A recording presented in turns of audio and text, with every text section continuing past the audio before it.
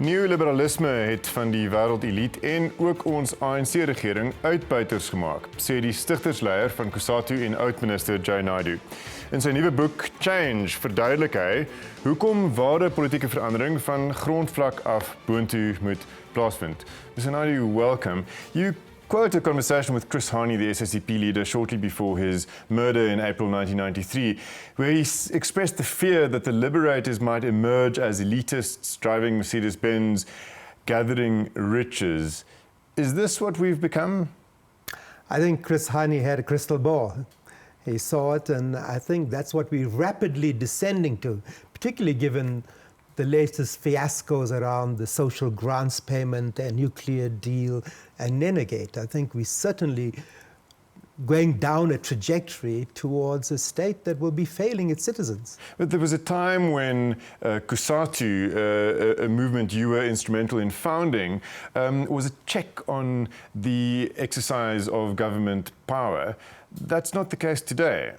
No, unfortunately, it's not the case. I think COSATU today is very different to the COSATU then. But understand that I was the one that led the COSATU as an organization into an alliance with the ANC and the SACP. But remember the context.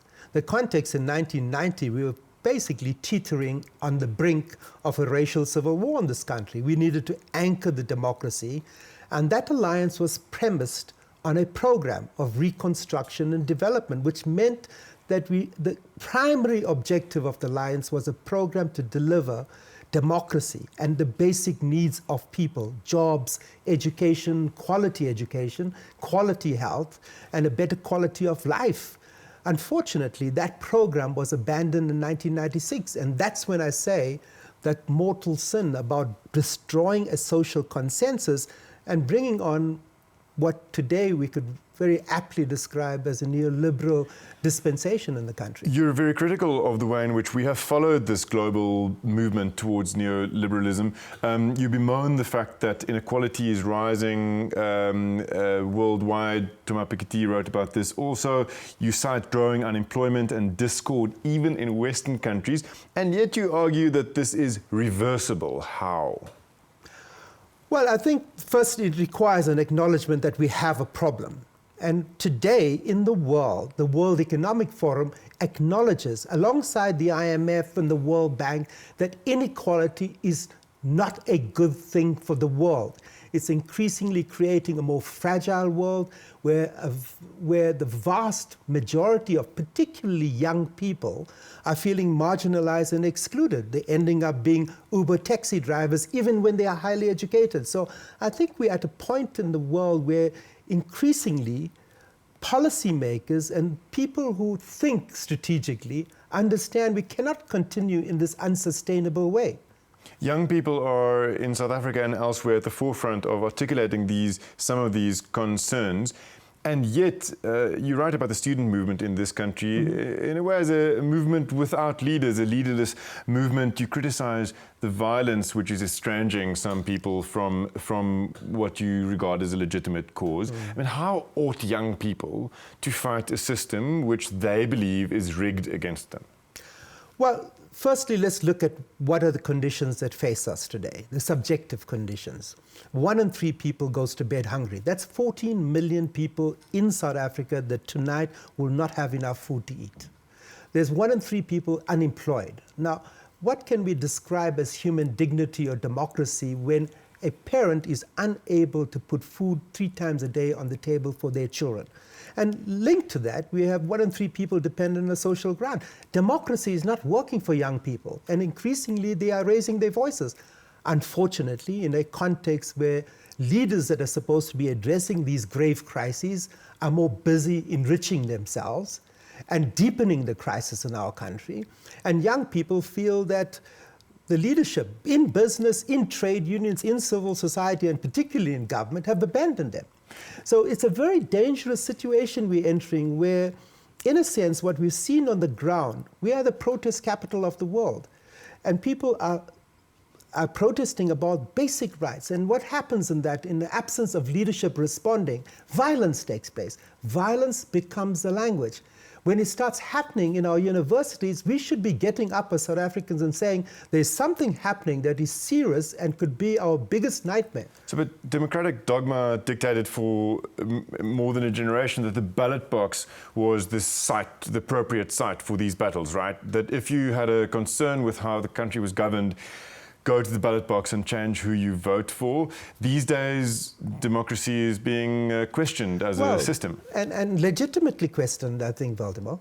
Because if you look at it, there was a time when governments were the arbitrator between the interests of profit and potentially greed in the marketplace and the interests of citizens. And the governments were independent and arbitrated those interests and created social cohesion. What's happening today in the world, I mean, not unique in South Africa, is money dictates who gets into power. So you have a Donald Trump rising to power in the United States, and his explicit intention is to make himself the richest man in the world.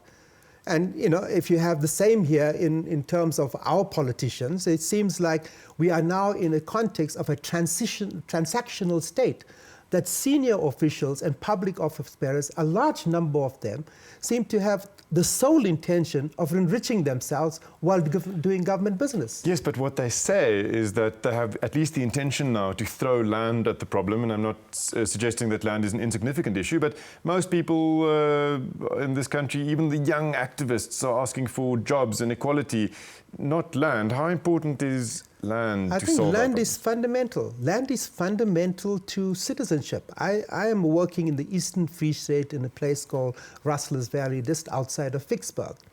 And I'm working with communities of farm workers that have been historically been evicted. And in that conversation that I have with them, in a farm that is a non-profit trust that I'm part of buying, the first conversation was that we are so tired of being evicted from our homes. Can we, first of all, negotiate with you transfer of land so we can own the land on which our homes are? And that's what we did. And secondly, if you look at land, there's so much unutilized land.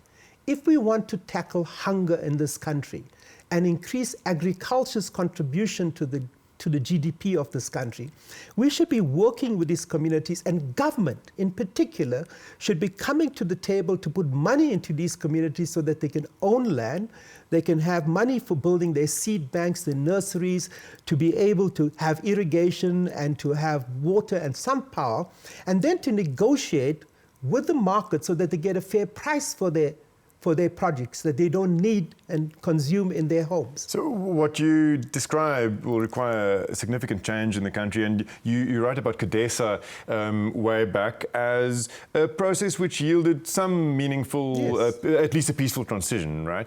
But there's no consensus these days, right, about what kind of change it is that we need in this country. How do we forge a new consensus? Well, I think that basically we must stop waiting for government. Government will follow things that will happen if we do things as citizens. In the context of land, because one of the first things we did as a community in the Eastern Free State is join the Free State Farmers Land Board and become members of it. And then they start talking to the leadership of the Free State Farmers Land Board. And now, actually, we're in discussions with Agri-SA through the Mandela Foundation and supported by a range of organizations, saying to white farmers, what is the most important thing you need in your life? We need security. We need to increase the role of agriculture in our economy. And already they have committed in discussions with ourselves to say there are members, white farmers, who are prepared to do the right thing today. The critical issue is they don't know how to do it, how to work with farm workers around the transfer of certain amount of land to help them build them as smallholder farmers and help give them access to the market to sell their produce. Now, this is what we've got to do as citizens, and we cannot wait for leaders any longer. Mr. Naidoo, thank you very, very much. Thank you very much. Dit was die struggle-ikoon Jay Naidoo oor sy nuwe boek Change.